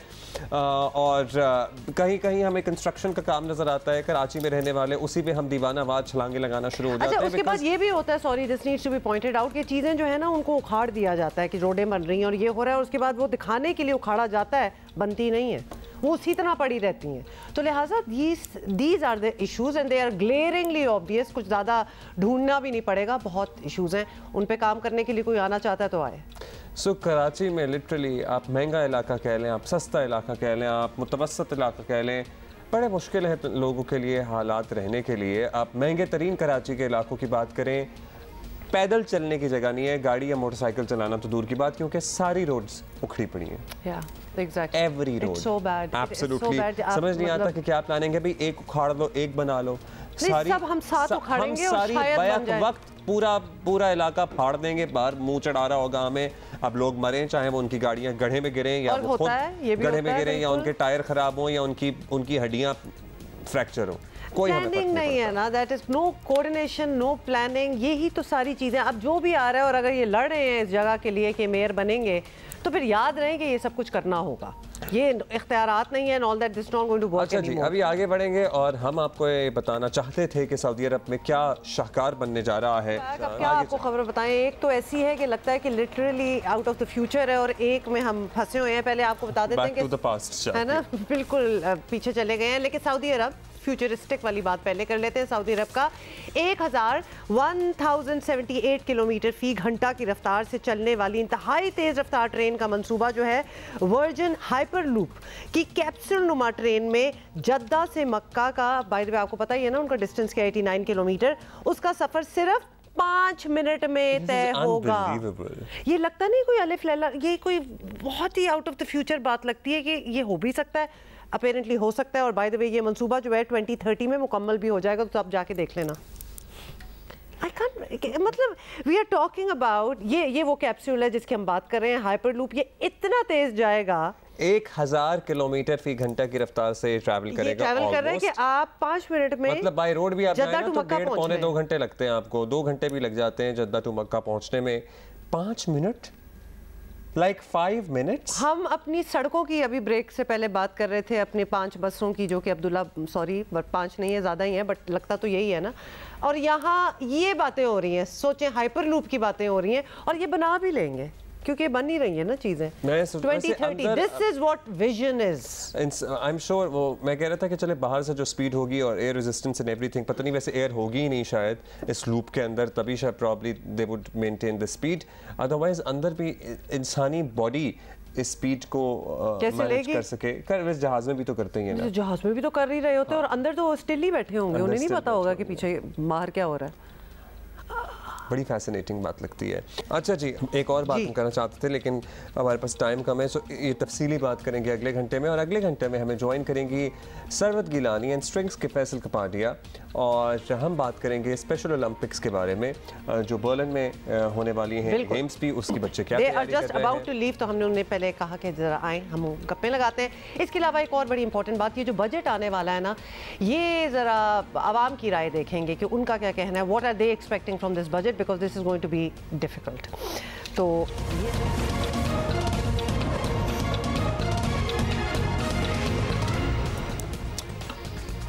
वेलकम बैक जी। मेहमान ज्वाइन कर चुके हैं स्टूडियो में, उनसे तो हम आपकी मुलाकात कराएंगे, लेकिन आजकल कोई भी हम काम करने लगते हैं ना, और ज़िंदगी में ज़ाहिर है अप्स एंड डाउन्स आते हैं। जब कोई अप भी आता है ना, तो हमारे जहन में एक सवाल आता है कि फिर महीना ख़त्म होने वाला है, आने वाले महीना को किस तरह मैनेज करना है, बिजली का बिल आने वाला है, बच्चों की फ़ीस भरनी है, पेट्रोल की कीमत कम हो रही है। ये आम आदमी के मसाइल है जिस पर हम वक्तन फ़वक्तन बात करते रहते हैं। ऑल्दो पेट्रोल की कीमत गुज़श्ता 2 दफ़ा से कम हो रही है, लेकिन it has become very difficult, very challenging. और अब बजट की बारी आ गई है, तो ये भी सोचा जा रहा है कि बजट किस तरह बनेगा। मतलब अगर अपने घर में ही सोच लें कि क्या बजट बनाएंगे, तो हुकूमत को भी budget banana is a challenge. और हुकूमत ने तमाम तर, आपको पता है, कोशिशें कर देख ली है, लेकिन बजट से पहले IMF से पैकेज ना मिल सका, जिसका वो रोज़ कहते हैं, बस वो खुशखबरी जिसका हम जिक्र कर रहे थे वो आने वाली है, वो खुशखबरी नहीं आ रही। और अब हालात जो भी हैं, बजट तो देना है, और लग ऐसा रहा है कि मौजूदा बदतरीन माशी हालात में अवाम दोस्त बजट देना हुकूमत के लिए आसान बिल्कुल नहीं होगा। वैसे अवाम दोस्त बजट हमेशा कहा जाता है, होता कभी भी नहीं है, इसलिए आप अपने आप को जहनी तौर पर तैयार रखें। वैसे मजीद क्या हम जहनी तौर पर तैयार रखें, हम तो तैयार बैठे सारी चीज़ से।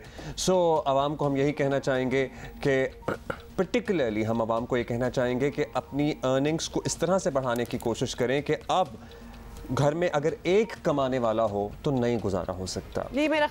खवातीन को एम्पावर होना पड़ेगा, अपने पैरों पर खड़ा होने की कोशिश करनी पड़ेगी, मर्दों को उनको सपोर्ट करना पड़ेगा, तभी मामलात आगे बढ़ सकते हैं। अच्छा, हम क्या आवाम को बताएंगे, आवाम खुद क्या कह रही है, जरा ये देखें। चीज़ों में आसानी आनी चाहिए, इजी फील होनी चाहिए। लोगों का जो अप्रोच लेवल है, जो गरीब लोग हैं, महंगाई की वजह से और बेड़ा गर्क होगा गरीब आवाम का। गरीब आदमी को क्या रिलीफ मिला है? गरीब आदमी पिसता है, तब कोई रिलीफ नहीं मिला, न खाने का, न पीने का, न कोई पाने का, कुछ नहीं मिला गरीब आदमी को। किसी उम्मीद नहीं है कि हमें 1 रुपया किसी चीज़ पे कम कर देंगे। एक्सपेक्टेशन तो अच्छी रखनी चाहिए और अच्छी भी हैं, और ये है कि कुछ ना कुछ वो रिलीफ देंगे इस चीज़ में। एक ज़माने से सुन रहे हैं रिलीफ पहुँचेगा, ये रिलीफ, वो रिलीफ, फला रिलीफ, ढिमका रिलीफ, कोई रिलीफ नहीं है। परेशानी है बस, और कुछ नहीं है। जी, बजट में ये होना चाहिए कि जो है ना टैक्सेस कम लगने चाहिए आवाम पे, और दूसरी बात है सैलरी वाले जो बंदे, इनकी यहाँ सैलरी बहुत कम है, इनकी जो है ना सैलरी बढ़ानी चाहिए। गवर्नमेंट से ये एक्सपेक्टेशन है कि आवाम दोस्त बदल होना चाहिए, कम से कम जो है आवाम का ख्याल करे। गरीब जो है बिल्कुल पिस गया है। हम चाहते हैं कि ज़्यादा से ज़्यादा ट्रांसपेरेंसी हो। हमारी ये डिमांड है कि आवाम को बताया जाए कि बजट आखिर इस्तेमाल कहाँ पर हो रहा है। मुझे लगता है कि मेडिसिन पे आप बहुत ज़्यादा जोर दें। मैं समझता हूँ कि हुकूमत को आवाम का सोचना पड़ेगा, आवाम के लिए उनकी तकलीफ़ें दूर करनी पड़ेगी। और हम उम्मीद ये करते हैं कि जो ये गवर्नमेंट है, सिटिंग गवर्नमेंट, ये ताजर दोस्त बजट बनाएगी और ख़ुसूसन आवाम दोस्त बजट बनाएगी। बजट में कुछ भी नहीं होगा, क्या कर सकते हैं बजट में? वही लोगों को जो बता रहे हैं पहले, गरीब के लिए कुछ भी नहीं होगा। उम्मीद तो है जी, ये गवर्नमेंट अंत तक मेहनत कर रही है, IMF की पाबंदियों के बावजूद, IMF के लारू के बावजूद और माशी तंगदस्ती के बावजूद। बजट तो गरीब के लिए नुकसानदेही होगा, गरीब ही मरेगा, अमीर के लिए तो फ़ायदा होगा, मरना गरीब नहीं है। हम तो पूरी उम्मीद है, लेकिन बाकी अल्लाह मालिक है। लगता तो नहीं है कि बजट अच्छा हो जाएगा, क्योंकि महंगाई इतनी बढ़ गई है। आवाम बहुत, जो गरीब आवाम है वो तो बेचारे भूखे मर रहे हैं। महंगाई बहुत उरूज पर है, गरीब बेचारे मर रहे हैं। तो बस यही सब लोग बजट के लिए इंतज़ार कर रहे हैं कि बजट पास हो जाए तो कुछ ना कुछ चीज़ें सस्ती हो जाएंगी। तो यही तमन्ना है अल्लाह से कि कुछ हमारे लिए कुछ आसानी करे। जो पेट्रोल की कीमतों है, क्योंकि पेट्रोल का कीमत जब कम होगा तो हर चीज़ जो है ऑटोमेटिकली कम होगा, लेकिन देखते हैं, हमें तो कुछ ख़ास उम्मीद तो लगा नहीं है। मौजूदा हालात में देखते हुए इतनी तवक्का तो नहीं है कि कोई ख़ास बेहतरीन बजट पेश किया जा सके। देखें, अल्लाह ताला करे कि इनके दिलों में रहम आ जाए हुकूमत के, तो अच्छा बजट पेश कर दें, क्योंकि आवाम तो पिस गई है महंगाई में। हुकूमत है, इसने पहली जितनी महंगाई की है उसमें कितनी ये कमी कर देगा। महंगाई को भी आप देख रहे हैं, तो इस महंगाई के दौर में हम चाहते हैं कि कम अज़ कम जो है इस दफ़ा 50% जो है महंगाई की शरह की मुनासिबत से हमारी तनख्वाहें बढ़ाई जाए। बजट से हम इस हुकूमत से कोई तवक्कुआत नहीं है, सारी चीज़ें जो महंगी कर रहे हैं ये महंगी करेंगे। भाई हमें तो बजट से कोई तवक्कुआत नहीं है। रोज़ सुबह को जब चीज़ें जाती हैं कुछ रेट होता है, शाम को जाते हैं कुछ रेट होता है। हुकूमत की किसी चीज़ पे भी अपनी गिरफ्त नहीं है किसी भी चीज़ पे। गवर्नमेंट को चाहिए कि सभी लोगों को रिलीफ दे, खास तौर पे जो मिडिल मैन लोग हैं, सफेद पोश लोग हैं, उनको रिलीफ नहीं मिल रहा। हमें कोई उम्मीद नहीं है इस बजट से। दिन ब दिन जो गरीब आदमी है वो पिसा जा रहा है। गरीब आदमी के लिए सस्ताई हो और आसानी हो, और उम्मीद तो बहुत कर रहे हैं कि ये जो है हमारे हक में हो गरीबों के। कोई उम्मीद नहीं है, गरीब बंदे के लिए बहुत मुश्किल है। बजट जो है जी इंशाल्लाह जैसे हमें उम्मीदें इस गवर्नमेंट से कि अवाम दोस्ती आएगा। अवाम महंगाई बेरोज़गारी की चक्की में पिस रही है और हम यही उम्मीद रखते हैं कि गवर्नमेंट जो है कि आने वाले बजट में रिलीफ देगी। रोज़मर्रा की चीज़ें जो कि रोज़मर्रा के इस्तेमाल में है उनको सस्ते से सस्ता होना चाहिए। बजट में इन लोगों को रिलीफ देना चाहिए गरीब आवाम के लिए, जैसे कि आटा, घी, चीनी, ये सब बहुत महंगा है। गरीब बंदा कैसे सर्वाइव करेगा इसमें। इस हुकूमत से कोई उम्मीद नहीं है। इससे पीछे जो अरसा गुजरा उस महंगाई 150 किलो रुपये आटा हो गया, तो क्या गरीब लोग का खाएं तो क्या करें। हुकूमत को चाहिए मज़ीद आवाम को रिलीफ दे और बजट में कम से कम टैक्स लगाए जाएँ। हुकूमत से अपील करता हूँ खुदारा ये बजट जो है ये इतना अच्छा बजट दें ताकि आवाम सुख का सांस ले सके। आवाम तो वैसे डूबी हुई है, आए रोज़ रेट बढ़ रहे हैं, आए रोज़ महंगाई हो रही है। हुकूमत से यही तवक्का है कि आसानियाँ पैदा करे आवाम के लिए। डबल से ट्रिपल हो गई है इस वक्त महंगाई ना, हर बंदा ही जो है वो परेशान है। तो जाहिर सी बात है अब इस वक्त लोगों की नज़रें जो हैं बजट पे ही टिकी हुई हैं। हर दफ़ा का जो बजट है वो गरीब आदमी पे बम की तरह गिरा दिया जाता है। इस मरतबा उम्मीद करते हैं कि बेहतर होगा। आने वाला बजट ऐसा होगा जो आम आवाम के ऊपर बम की तरह गिरेगा। अवाम दोस्त बजट होगा इंशाल्लाह। ये हुकूमत बिल्कुल ख़त्म हो गई है, फेल हो गई है। ना हमें इस हुकूमत से कोई तवक्को है और ना इनके बजट से कोई तवक्को है। ये आम आदमी को कोई रिलीफ नहीं देंगे। अवाम दोस्त बजट आए, अवाम को रिलीफ मिले। कोई तवक्को नहीं की जा सकती किसी गरीब को रिलीफ मिलने की। हम तो कह रहे हैं कि गवर्नमेंट अच्छा बजट पेश करे इंशाल्लाह। हमारी कोशिश है कि हमारा मुल्क अच्छा हो, पाकिस्तान में खुशहाली हो। तवक्कुआत अच्छी है इंशाल्लाह। आने वाला जो बजट है वो आम दोस्त होगा इंशाल्लाह ताला। गुजरावाला के जो आखिरी भाई हैं ना, मुझे इनका जैसा ऑप्टिमिज्म चाहिए ज़िंदगी में। वो कह रहे हैं तवक्कुआत अच्छी हैं और आने वाला बजट अवाम दोस्त होगा। अच्छी बात है कि आप पर उम्मीद है, लेकिन ज़्यादातर को कोई ख़ास तवक्कुआत नहीं है। और वो जो एक टर्म यूज़ हो रहा है ना कि ये बॉम्ब की तरह एक हमारे ऊपर बजट गिरने वाला है, तो I feel very sad because this is what we have been living, we are living it out. तो ऑब्वियसली क्या एक्सपेक्टेशन रखना एक्सेप्ट फॉर द गुजरावाला। कभी कभी अपने ऊपर दुख होता है ना कि हम इन्हीं हालात में बचपन से जवान हुए, जवानी से अब अगली स्टेजेस में जा रहे हैं। मतलब हालात यूँ के तूँ हैं और हुकूमत को भी ज़रा रिफ्लेक्ट करने की ज़रूरत है। वो महंगाई का रोना रो के आए थे कि पिछले वाले बड़ी महंगाई कर रहे थे। ठीक है, हमारे मौशी हालात बहुत डिस्टर्ब्ड हैं, ये बात को अगर तस्लीम कर भी लें हम, तो आपकी कोई एफर्ट तो नज़र आए। मतलब अपने अगर पॉलिटिकल आपने एडवांटेज बर्न आउट कर ही दिया है, अपना पॉलिटिकल कैपिटल जला ही दिया है, तो कुछ ऐसा तो कर जाओ कि पाकिस्तान बच जाए। भाई आज भी ये बातें हो रही हैं कि हम डिफ़ॉल्ट हो जाएंगे। देखिए बात इतनी सी है, जब पेट्रोल ऊपर जाता है ना तो फिर हर चीज़ महंगी हो जाती है। ट्रांसपोर्टेशन तो फल फ्रूट मतलब एवरीथिंग गोज अप, और ये कहा जाता है कि पेट्रोल ऊपर गया इसलिए सब कुछ हो रहा है। जब नीचे आता है तो उसका एडवांटेज क्यों नहीं आवाम को आता? अभी थोड़ा बहुत नीचे आया है ना, हम सारे तो भी हम बहैसियत कौम भी, मैं बताऊं, हम बेहिस हैं। मतलब हम हुक्मरानों से सारे शिकवे कर लेते हैं, हम अपनी कौन सी जिम्मेदारी निभाते हैं? हमसे एक प्लास्टिक का शॉपिंग बैग तो कूड़ेदान में डाला नहीं जाता। हम लोगों को बातें सुनाते हैं कि वो हुक्मरानों ने ये नहीं किया, हम खुद भी फजूल हैं। I am sorry but yes, मतलब प्लास्टिक का शॉपर तो हमें यूज ही नहीं करना चाहिए। हाँ, मतलब फिर भी जो अब हकीकत है क्या उससे नज़रें चुराएं कि हमारे पास नहीं मिल रहे प्लास्टिक के शॉपर।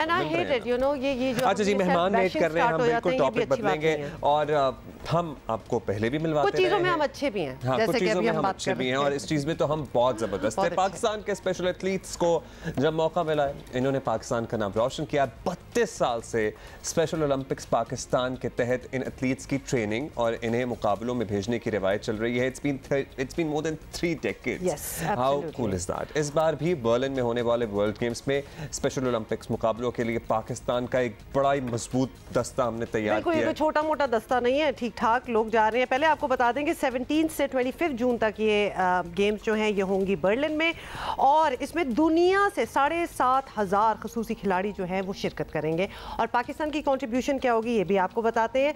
पाकिस्तान के 138 रुकनी दस्ता जो है वो 11 खेलों में शिरकत करेगा। बाकी तफसील मेहमानों से ही जान लेते हैं। मेरा ख्याल है ये हमारे पास बड़े अच्छे मेहमान आए हुए हैं। आपको पता ही है सरवत गिलानी तो स्पेशल ओलंपिक्स को प्रमोट करती हुई हमें नजर आती रहती हैं। इनकी ब्रांड एम्बेसडर हैं, मारूफ आर्टिस्ट हैं, कौन इनके काम से वाकिफ नहीं है। Thank you Sarwat for being here and for doing what you are doing. Yasmeen आपा हमारी बड़ी ज़बरदस्त हैं, इनके साथ मिलकर हमेशा ही खुशी होती है। यास्मीन हैदर साहिबा एडवाइज़र हैं और इनकी खिदमत मतलब लिखनी चाहिए कि इन्होंने इस शोबे में जितना अपना टाइम सर्व किया, जितनी एनर्जी लगाई है और किसी तारीफ के मोहताज नहीं है। सुपरस्टार फैसल कपाटिया हमारे साथ मौजूद है। बड़े अरसे बाद नजर आते हैं, पता नहीं कहाँ गायब रहते हैं। आते जाते रहते हैं। वैसे फैसल की आवाज़ is the one that we hear जब स्पेशल ओलंपिक्स की बात होती है। होता है ना, गाना जो होता है, गाना भी आप बैकग्राउंड में सुन सकते हैं हल्का हल्का। वीडियोस भी हम साथ साथ देख रहे हैं। हम कहाँ से शुरू करें? सरवत से शुरू करेंगे। Sarwat, because you are the face और बड़ा रिकग्निशन मिलती है। आप जैसा एक स्टीम्ड आर्टिस्ट अगर एसोसिएटेड हो किसी चीज़ के साथ तो उसको ऑलरेडी वो अटेंशन मिलती है। How does it feel for you to be attached to this brand? Thank you. पहले तो आप लोगों ने हमें बुलाया और हमें ऑनर किया इस बेहतरीन मौके पे। Huma, it's a fantastic feeling because you are representing your country and you are representing a part of your country that needs attention, that needs awareness, that needs to be elevated, accepted, celebrated. तो I think ये तो हर शहरी की responsibility है कि आप अपनी country की डिफरेंट कॉजेज़ का हिस्सा बने और उसको अपनी आवाज़ दें। और अगर हमारे पास वो फॉलोअर्स हैं, आवाज़ है, कान आँख नाक सब है, तो उसका भरपूर फ़ायदा उठाना चाहिए। And it's been a wonderful experience. मुझे 8 साल हो गए हैं इस कॉज के साथ and every day I am learning something from the athletes and it's and हम वर्ल्ड गेम्स में जब जाते हैं तो हम बहुत खुश भी होते हैं, एक्साइटेड भी होते हैं। 67 मेडल्स लेकर आए हैं। पिछली दफ़ा हमारे 66 बच्चे 67 मेडल्स लेकर आए हैं। आई थिंक पाकिस्तान में और 40 से तो हमारी मुलाकात इसी शो पे हुई। बिल्कुल हमारे अपने फोरम पे भी आए हैं, so that is commendable. Yasmeen आपा, आपसे एज एन एडवाइजर आपका क्या रोल होता है? और ख़ास तौर पे अगर हम पूरी दुनिया से देखें, बिकॉज इतने कंटिजेंट्स आ रहे होते हैं, माशाल्लाह हमारे बड़े कंपेटिटिव बच्चे हैं, but what is your role in this whole thing? सबसे पहले तो थैंक यू सो मच कि आप लोगों ने आज हमें दावत दी और आपके चैनल के तफस्सुल से हमारे नाजरीन को इस कॉज के बारे में आगाही हो रही है और पता चल रहा है। हमें नहीं पता होता कि कहाँ किस बच्चे को या किस ख़ानदान को इस कॉज की ज़रूरत हो और इस कॉज के ज़रिए उनकी लाइफ्स कैसे ट्रांसफॉर्म हो सकती हैं। बेसिकली स्पेशल ओलंपिक्स पाकिस्तान कायम हुआ था 1989 में और जब स्पेशल ओलंपिक्स पाकिस्तान शुरू हुआ तो वी हैड 20 रजिस्टर्ड एथलीट्स। पिछले माशाल्लाह से इस जर्नी में 35 इयर्स की, अब आज 35,000 registered athletes हैं all over the country. Wow. Mashallah, Special Olympics Pakistan has grown and it is now present in Karachi, Lahore, Islamabad, Peshawar and with a presence in Gilgit-Baltistan. ये पूरी जो growth और ये journey है ये एक दिन में तो नहीं हुई और इसमें बहुत सारे लोगों का हाथ है और बहुत सारे लोगों की जो है ना सपोर्ट है, आप जैसे चैनल्स की, मीडिया की, हमारी हुकूमत की, वफाकी हुकूमत, सूबाई हुकूमत, हमारे स्पॉन्सर्स की, जो कॉर्पोरेट हमारे स्पॉन्सर्स हैं, जो मुख्तलिफ इदारे हैं, इन सब ने इस कॉज को मजबूत बनाया। हाँ, मुख्तसरन यास्मीन आप से भी पूछेंगे कि प्रोसेस क्या है, किस तरह से आप इस फैमिली का हिस्सा बन सकते हैं, how does special Olympics contribute in developing these children। हम फैसल भाई आपसे भी ये पूछेंगे, हमें पता है ट्रेनिंग वगैरह तो चलती है लेकिन वो ज़रा तफसील से। फैसल भाई, एक आर्टिस्ट को बहुत सारे लोग आते होंगे, भाई ये हमारी फाउंडेशन है, ये कॉज है, तो आपने क्यों चूज़ किया कि हाँ मैं एसोसिएट होना चाहता हूँ स्पेशल ओलंपिक्स पाकिस्तान के साथ? एक्चुअली मैं अपने आप को ज़्यादा क्लोजली इसलिए फील भी करता हूँ क्योंकि मैंने इन बच्चों को देखा है बहुत अरसे से। मैं बहुत सारे इवेंट्स, हम लोग एज स्ट्रिंग्स कॉन्सर्ट्स भी करते आए हैं, तो एक आपकी अटैचमेंट होती है। दूसरा ये कि यहाँ पे कोई वो पैसे इन्वॉल्व नहीं है कि जी आपको फंड्स चाहिए इस तरह। यहाँ पे आपको अवेयरनेस क्रिएट करनी है उन बच्चों की जो एथलीट्स ऑलरेडी इनरोल्ड हैं, वो तो बहुत ही अच्छा, लेकिन बहुत सारे ऐसे बच्चे हैं जो अभी इस चीज़ में शामिल नहीं हुए हैं और जो एक स्टिग्मा है, एक हमारी सोशल एक इशू है जिसमें हम वो इंक्लूजन नहीं, हम समझते हैं कि नहीं they are different, no they just part of us. And जितने लोग इनरोल होंगे आई थिंक वो खुद इतने इंडिपेंडेंट फील करते हैं। अब जैसे कि जितने भी एथलीट्स जा रहे हैं Berlin, they going without the families, so वो एक इंडिपेंडेंस है जो कि without an entity like SOP उनके लिए बड़ा मुश्किल है कि वो अकेले खुद कुछ करें। सो जो लोग शामिल नहीं हैं उनको भी देख के किसी ना किसी तरह शामिल होना चाहिए, just for themselves to be independent and खुद मुख्तार। पहले आप लोगों का नाम अटैच्ड है और ऑब्वियसली काम इतना ज़बरदस्त है कि वो लोगों की अटेंशन भी अब आहिस्ता आहिस्ता आना स्टार्ट हो गई है। थोड़ा सा मैं बताना चाहती हूँ, 87 खिलाड़ी हैं जिसमें से 54 लड़के, 33 लड़कियां, और इनके साथ जाएंगे 30 कोचेस जिसमें 17 मर्द हैं, 13 खवातीन है। बिग कंटिंजेंट ये जो सारा जा रहा है, बड़ी तैयारी है इसकी। हाँ, तैयारी, सर्वत तैयारी के हवाले से दे टेक इट सीरियसली, मतलब इसके लिए पूरी एक प्रैक्टिस, एक ट्रेनिंग, ये सब कुछ चल रहा होता है। Absolutely, there is a very rigorous process that the athletes go through. So पहले वो रीजनल लेवल पे, यानी कि डिफरेंट स्कूल्स पार्टिसिपेट करते हैं। अच्छा। फिर वो नेशनल लेवल पे जब सेलेक्ट होते हैं रीजनल लेवल से, तो फिर वो नेशनल लेवल पे सिलेक्शन होती है। उनका एक कंपटीशन, मतलब नेशनल लेवल पे सारा गेम्स होते हैं एंड टूर्नामेंट्स होते हैं। फिर वो उनमें से जो टीम जैसे समझ आती है वो एक्यूमुलेट होती है और फिर वो इंटरनेशनल गेम्स के लिए रेडी होती है। और इनकी ट्रेनिंग पूरे 4 साल होती है। So because special Olympics takes place every 4 years, every day in those 4 years and sometimes twice a day इनकी ट्रेनिंग होती है। तो आप सोचिए 4 साल तक आपके एक स्पोर्ट्स के लिए अगर आपकी ट्रेनिंग हो रही हो, तो इंटरनेशनल आपकी ट्रिप से पहले you are more than ready and you are more than excited.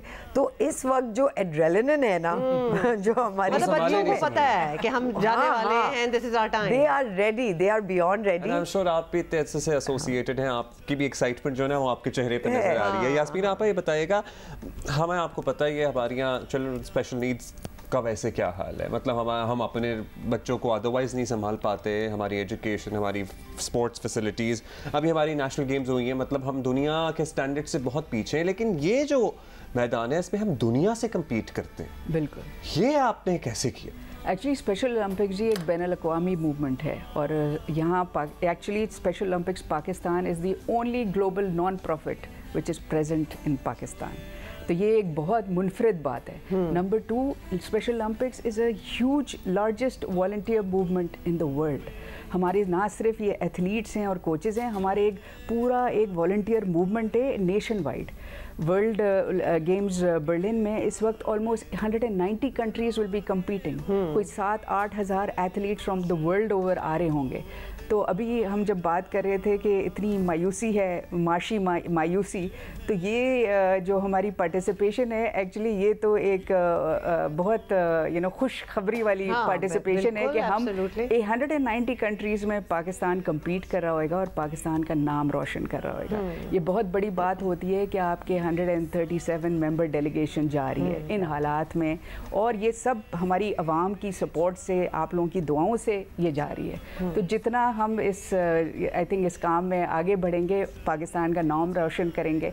Quaid-e-Azam Mohammad Ali Jinnah ने फरमाया था, पाकिस्तान की जो फर्स्ट ओलंपिक गेम्स थे, तो he addressed the athletes and he said कि जी जहाँ भी जाओ, be ambassadors of peace, and that is what we plan to be, ambassadors of peace, ambassadors of goodwill for Pakistan. We have met some of the athletes over the years, आते रहे हैं, और वो वाकई जब ये आपने जो बात की है, वो ambassadors of peace लगते हैं। छोटे छोटे, the way they are excited and they are showing off their medals when they win, it's beautiful to see that. Faisal, आपकी आवाज़ इतनी distinctive है कि जब आप ना भी बैठे हो, जब हम सुन रहे होते हैं तो हमें पता होता है कि ये फैसल की आवाज़ है। तो अभी अब आए भी थे तो हमें पता चल गया था कि फैसल आ गए, हाँ, वो एको आना स्टार्ट हो जाता है। तो आपका ये जो एंथम है, it's beautiful, how did you come up with it? और ये हर साल, मतलब हर every 4 years इट चेंजेस, या किस तरह चल रहा है? सो एक्चुअली ये हमने 4 साल पहले ही बनाया था, और उस वक्त स्ट्रिंग्स इंटैक्ट था। सो अनवर साहब ने वर्ड्स लिखे थे और मैं और बिलाल हम परफॉर्म कर रहे थे। ये हमारे पहला एक्सपीरियंस था। लेकिन now I just joined SOP as brand ambassador and I am a freshman, so I am still learning a lot from these two veterans. मुझे बस चुपचाप अभी मैं सुनता ही रहता हूँ क्योंकि so much happening, but we want to make sure कि हम एटलीस्ट एवरी ईयर एक गाना हम बनाएं, जिस तरह दूसरे स्पोर्ट्स के लिए, क्रिकेट के लिए, हर चीज़ के लिए एक गाना होता है। बिल्कुल, और इंतजार होता है उस एंथम का। तो ये हो, और भी आर्टिस्ट इसमें इन्वॉल्व हों और you know so now after the Olympics our focus will be to have a yearly anthem and to have fun, to celebrate and you know it's great. हम अगर देखें तो वेस्ट में हमें लगता है कि अपॉर्चुनिटीज़ मिलती होंगी, लेकिन पाकिस्तान में स्पेशल एथलीट्स को ये अपॉर्चुनिटीज़ मिल रही हैं which is great. बिल्कुल। अच्छा, पता है इनको भी याद कराना पड़ता है जब स्ट्रिंग्स इंटैक्ट था, क्योंकि लोगों के जहनों में तो स्ट्रिंग्स हमेशा ही इंटैक्ट रहेगा ना, ये आप याद कराते हैं ना करें। अच्छा सरवत, हम ये अपॉर्चुनिटी लेना चाहेंगे और आप सबसे जानना चाहेंगे, ये बच्चे बड़ा ज़बरदस्त परफॉर्म कर रहे हैं, लेकिन अभी भी may be yesterday somebody got to know कि उनका बच्चा डाउन सिंड्रोम है, बिल्कुल कोई और डिसेबिलिटी है।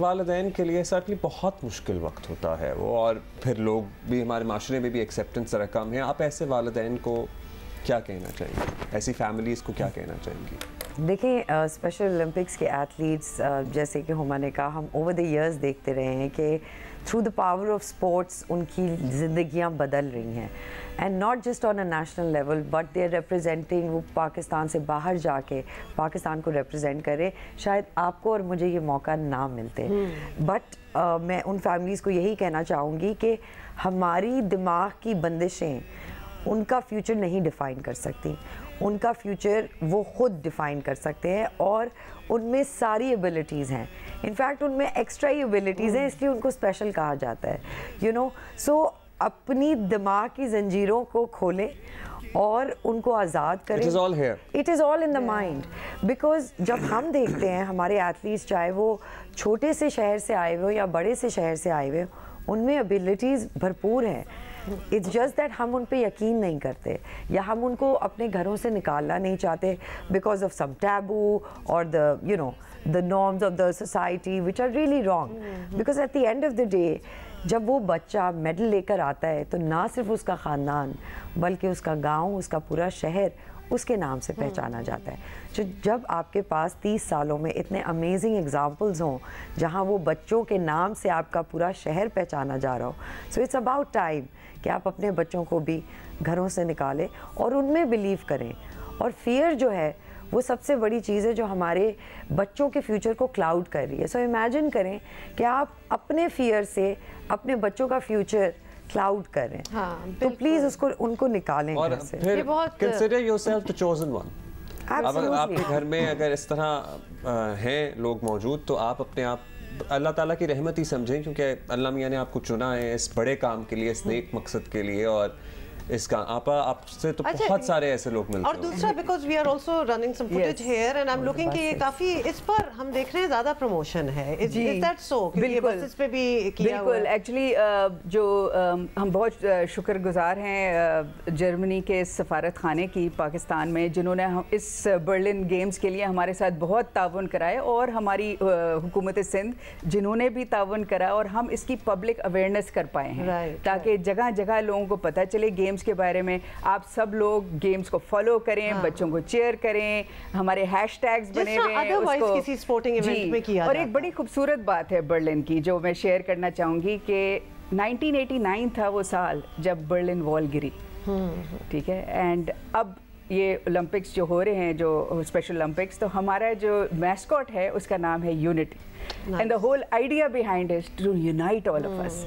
इस वक्त जो भी बैनुल-अक़वामी सूरत हाल है, हम सब जब गेम्स के लिए इकट्ठा होते हैं और इस कॉज के लिए इकट्ठा होते हैं, तो हम इत्तेहाद के तहत इकट्ठा होते हैं और साथ इकट्ठा होते हैं। Very nice. अच्छा जी, हम चाहेंगे कि इस पर मज़ीद भी बात हो और फैसल कुछ हमारे लिए गुनगुनाएं, लेकिन हम फैसल को टाइम देंगे। अच्छा जी, स्पेशल ओलंपिक्स की बात कर रहे हैं, और हमारा पाकिस्तान से 138 रुकनी दस्ता जो है वो बर्लिन जाने ही वाला है। सरवत किलानी, फैसल कबाडिया, यास्मीन हैदर हमारे साथ हैं। सरवत, पेरेंट्स का मैं तो एक टेंशन हो जाती है, वैसे भी पेरेंट्स जब अपने बच्चों को कहीं भेज रहे होते हैं आउट ऑफ द कंट्री किसी काम के लिए, तो फिर उनको डर लग रहा होता है। दीज आर स्पेशल किड्स जिनके पेरेंट्स साथ नहीं जा रहे, तो उनके ट्रेनर साथ जा रहे हैं। हाउ डू यू मैनेज इतना ट्रस्ट क्रिएट करना कि इट्स ओके जी अपने बच्चे हमें दे दें? देखिए, जब 4 साल पेरेंट देखेगा कि उसके बच्चे की तरबियत, उसकी ग्रूमिंग, उसकी हेल्थ, उसकी स्पोर्ट, उसकी हर चीज़ का बेहतरीन से बेहतरीन तरीके से उसको ग्रूम किया जा रहा है, उसको शाइन किया जा रहा है, तो कौन सा पेरेंट नहीं चाहेगा कि उसके बच्चे को बाहर जाने की अपॉर्चुनिटी।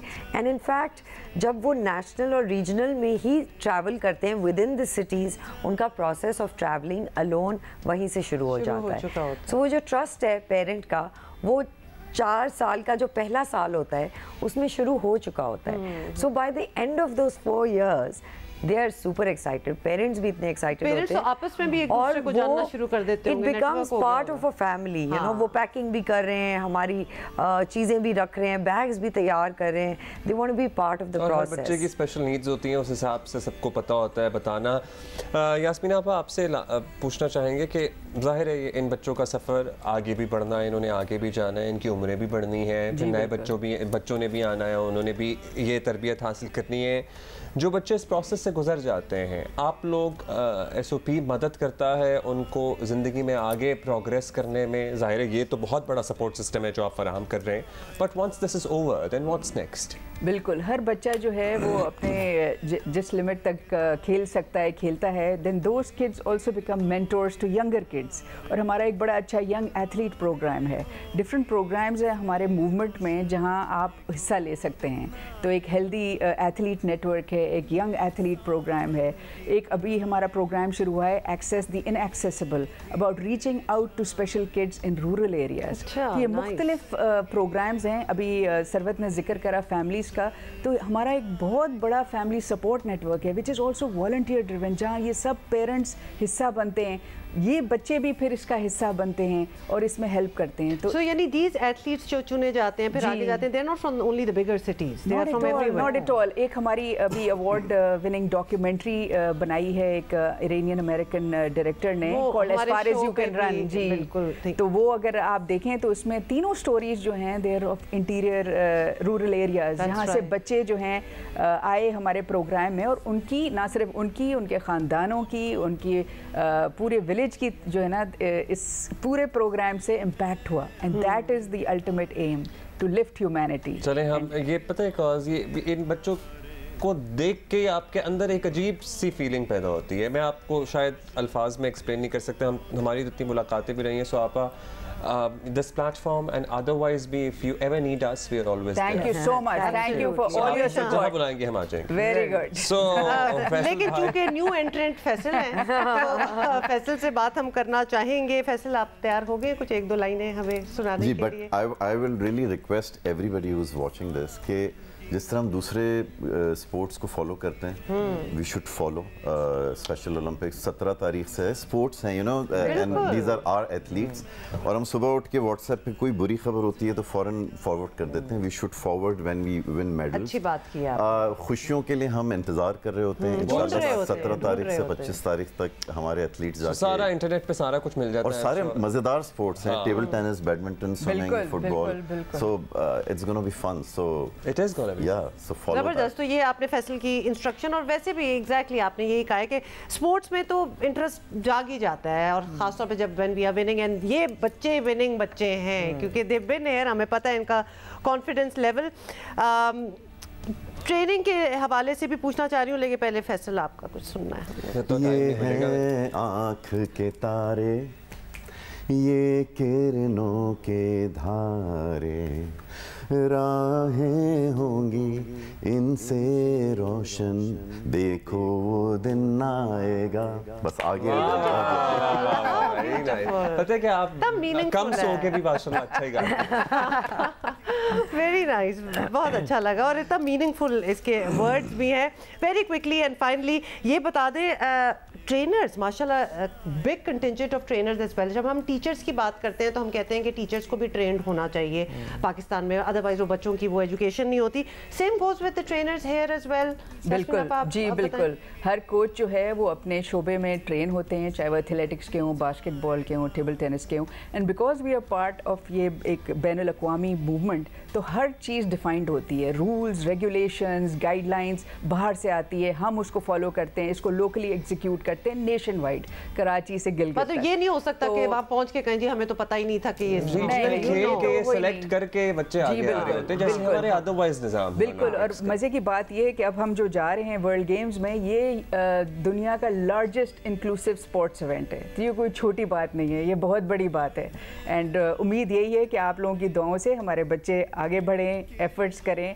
एंड विनिंग लूजिंग अपनी जगह है, मगर वो जो एफर्ट्स वो करते हैं, जो डिटर्मिनेशन वो दिखाते हैं, दैट इज आवर। भाई जर्मनी की तैयारी भी इस सिलसिले में बड़ी जबरदस्त है, so we are looking forward to that. Thank you. And also एक छोटी सी मुझे तो ये कह रहे हैं कि नहीं मुझे ये सवाल इसलिए because a lot of people who are watching would also like to know, ये वाली आगे लेके जाना कि जब ये हो जाएगा काम, कोई ऐसी एफिलिएशन है हुकूमती इदारों के साथ for jobs and stuff, because आपको पता है स्पेशल कोटा भी एक होता है कि ये बच्चे हमारे और ये बहुत अचीवर्स हैं तो हम इनको इधर सेट करेंगे, या इस किस्म की भी कोई अरेंजमेंट्स होती हैं? बिल्कुल, अब हमारे काफ़ी सारे बच्चे जो हैं वो जॉब्स कर रहे हैं, हम कुछ यंग एथलीट्स हैं जो उनको नौकरियां मिली हैं। थोड़ा वक्त लगता है because these are athletes with intellectual disabilities, तो इसमें थोड़ा वक्त लगता है उनको ट्रेनिंग में, मगर they actually fare very well at jobs which are related to customer service. Work भी बहुत होता होगा, आप लोग खुद भी जॉब प्रोवाइड करने की कोशिश करते हैं? बिल्कुल बिल्कुल, और अल्हम्दुलिल्लाह ये हुकूमत वफाकी और सिंध हुकूमत के तफस्सुल से अब काफ़ी सारी ये अपॉर्चुनिटीज़ आ रही हैं जिसमें कोटास डिफ़ाइन कर दिए गए हैं, और हमारे सदर और डॉक्टर आरिफ अलवी एंड समीना अलवी, बेगम समीना अलवी ने भी इसमें बहुत काम करा है, और इस बात को उन्होंने सामने लाए हैं कि this is the right of every human being to be able to earn irrespective you know of their situation। और अब देखेंगे कि बहुत सारे कॉर्पोरेट्स अब they are opening to the idea, चाहे वो बैंक्स हैं, चाहे वो फूड चेन्स हैं, they are putting these kids on the forefront. पीछे नहीं रखा हुआ उन्होंने, रिसेप्शन पे हैं, they are here to receive you. तो बहुत अच्छा लगता है जब उनको इस तरह की जॉब्स अपॉर्चुनिटीज़ दी जाती हैं। And a lot of our athletes have their own small businesses also, so they very, जैसे फैसल अभी कह रहे थे कि इस पूरे प्रोसेस के बाद एक बहुत ही कॉन्फिडेंट और एक डिफरेंट पर्सन निकल के आता है। एक्चुअली ये उसी प्रोसेस का हिस्सा है ना, एक बेहतर इंसान बनाने का ये प्रोसेस है जिससे ये लोग, ये बच्चे नौजवान गुजर रहे हैं। फैसल भाई, if you would like to add something and then we wrap up. बस as I said that you know हम we should follow these games। ये आपने जबरदस्त बात की है। Being with us, thank you Yasmin Sahiba, thank you Sabit Kirani, thank you so much, best of luck to all the kids who are going out। फिर बता दें 17 to 25th of June ये आप देख सकेंगे, फॉलो इट और share भी करें, ज़रा इंकरेजमेंट होनी चाहिए। अजीब सी बात ये है कि हुकूमत किसी की भी हो, दौर कैसा भी हो, पाकिस्तान में सेहत के शोबे के साथ आपने देखा ही होगा कि सौतीला सलूक टाइप ही होता है। और ताज़ा खबर ये है, इससे आपको समझ आ जाएगी कि वफाकी वजारत सेहत ने ना जाने किन वजूहात पर, ये आप समझ ही गए होंगे किन वजूहात पर, नहीं मुझे समझ आ गई है वैसे, एक 18 ग्रेड अफसर को 20वें ग्रेड की असामी पर तैनात किया है। ये क्यों किया है? अब कमाल ये है कि 22वें ग्रेड के अफसर सेक्रेटरी सेहत ने जब इस पर एतराज़ उठाया तो उनको ही ओहदे से हटा दिया गया। मतलब बहुत ही कोई पर्ची होगी पीछे से, तो ये सब कुछ हुआ है। इसके बारे में हमें पता भी करना है कि ऐसा क्यों हो रहा है। सर्टनली वफाकी वज़ीर सेहत अब्दुल कादिर पटेल साहब को कोई जवाब तो होगा है कैसे उनके पास जवाब होते हैं, अक्सर कोई होगा जवाब, कोई तो सर इंटरेस्टिंग जवाब आ जाता है, ज़रूर बताइएगा। हमारे साथ खावर खान मौजूद हैं, बताइएगा ये खावर हमारे साथी के कॉरेस्पॉन्डेंट हैं, आउट ऑफ टर्न प्रमोशन और पोस्टिंग कहाँ हुई है और किसकी सिफारिश थी? कोई बैकग्राउंड किसकी सिफारिश थी? प्लेन बता दें। जी, आउट ऑफ टर्न प्रमोशन जो है वो वफाकी वजारत सेहत का जो डायरेक्टर जनरल का ऑफिस है वहाँ पे हुई है। 18 ग्रेड के अफसर हैं डॉक्टर अब्दुल बसीर खान, जिनको 20 ग्रेड के डायरेक्टर जनरल हेल्थ का ओहदा जो है वो दिया गया है। हैरत अंगेज़ तौर पर डॉक्टर अब्दुल बसीर खान जो हैं वो बलूचिस्तान में महकमा सेहत के 18 ग्रेड के अफसर हैं और डेपुटेशन पर फेडरल गवर्नमेंट में आए हुए हैं। इनकी तैनाती भी बड़ी दिलचस्प है। जब डायरेक्टर जनरल, साबका director general health doctor Shabana Salim आलमी इदारे सेहत के कॉन्फ्रेंस में बैरून मुल्क गई हुई थी, तो उनकी गैर मौजूदगी में ये नोटिफिकेशन जारी किया गया है वफाकी वजारत सेहत की जानिब से। और 1 फरवरी 2023 को ये नोटिफिकेशन जारी हुआ कि जी डॉक्टर अब्दुल बसीर खान को जो है जो कि 18 ग्रेड में है उनको 20 ग्रेड की असामी दी जाती है। और उसमें यह भी तहरीर था कि सिर्फ 3 माह के लिए जो है ये उनको असामी दी गई है। जैसे ही कोई काबिल अफसर मिलेगा उनको जो है इस सीट से हटा दिया जाएगा। 3 माह का अरसा गुजर गया, 4था महीना चल रहा है। डॉक्टर अब्दुल बसीर खान जो है वो अभी अभी तक अपनी सीट पर विराजमान हैं। जब सेक्रेटरी सेहत ने इस तमाम चीज़ की छानबीन की गई, जो कि खुद 22 ग्रेड के अफसर हैं, उनको गुज़िश्ता रोज़ जो है उनका भी ट्रांसफ़र कर दिया गया और उनको जो है कहा गया कि जी आप प्लानिंग एंड डेवलपमेंट में जो उनका ट्रांसफ़र कर दिया गया है। हैरत अंगेज़ तौर पर जब इस तमाम सूरत हाल पे इस्टेब्लिशमेंट डिवीज़न ने बात की और तहकीकात शुरू की गई तो उन्होंने वफाकी वज़ारत सेहत को बारहा लिखा कि जी ये जो डेपुटेशन पे आए हुए अफसर की इस तरह तैनाती नहीं हो सकती है। इसके साथ साथ ये सुप्रीम कोर्ट के जो अहकामात हैं उसकी भी खुल्लम खुल्ला खिलाफ वर्जी की जा रही है। तो इस तमाम सूरत हाल पर ताहाल जो है वफाकी वज़ारत सेहत की जानिब से कोई जवाब जो इस्टेब्लिशमेंट डिवीज़न को मौसूल नहीं हुआ है। सेहत का ओहदा भी छिन गया खबर, मतलब सेक्रेटरी सेहत साहब ने मामला उठाया, उन्होंने वफाकी वजीर साहब ने शिकायत की थी या मामला वो और आगे लेकर जाना चाहते थे कि मतलब अल्टीमेटली उन्हें अपने ही ओहदे से हाथ धोना? शिकायत किसको की थी बेसिकली? इस तमाम तो सूरत हाल में इस्टेब्लिशमेंट डिवीज़न अब देख रहा है, तहकीकात कर रहा है और उनका भी यही कहना है कि जी ये तमाम के तमाम जो सुप्रीम कोर्ट की अहकामात हैं उनकी खिलाफ वर्जी की जा रही है और जो कवानीन हैं जो कि गज़ट बुक ऑफ पाकिस्तान में लिखा हुआ है कि जी DG हेल्थ की सीट जो है वो एक 20 ग्रेड की सीट है, किस तरह उनको जो है 18 ग्रेड की सीट पर 18 ग्रेड के एक अफसर को तैनात कर दिया गया है। इस तमाम तो सूरत हाल पर जो मुताल्लिका हुकाम हैं, जो मुतासरीन हैं, उन्होंने वज़ीर आज़म को भी ख़त लिखने का फ़ैसला किया है। अब देखना यह है कि किस तरह जो है जो कानून को बाला ताक रखी है, अहकामात जारी किए गए हैं, क्या दोबारा से कानून की पर अमल दरामद होगा और क्या जो सुप्रीम कोर्ट के अहकामात हैं उन पर अमल दरामद होगा। लेकिन जो फ़िलहाल सिचुएशन है वो ये है कि जी डेपुटेशन पे आए हुए एक डॉक्टर ने जो है 20 ग्रेड की असामी भी ली है, पाकिस्तान को रिप्रेजेंट भी किया है और जो वफाकी वज़ीर सेहत हैं कादिर पटेल, उनके हमरा जाके आलमी इदारा सेहत की जो हेल्थ असम्बली है वहाँ पे पाकिस्तान को रिप्रेजेंट वो करके आए हैं। तो अब इससे अंदाज़ा लगाया जा सकता है कि किस हद तक जो है शफाफियत और ट्रांसपेरेंसी जो है वो वफाकी वज़ारत सेहत के अंदर मौजूद है। बहुत शुक्रिया। काफ़ी शर्मनाक बात है वैसे बाय द वे कि पहले तो नाम लिया जा रहे हैं, जिस तरह आपने कहा है ना, काफी उसी से शर्म आ जानी चाहिए, आ जानी चाहिए। हम यहाँ नाम लेके बात कर रहे हैं, बनता नहीं है, डेपुटेशन पे आए हुए हैं डॉक्टर, उन्हीं को उठाते हैं और फिर उनकी कंप्लेंट हो तो सेक्रेटरी को उठा दिया जाए।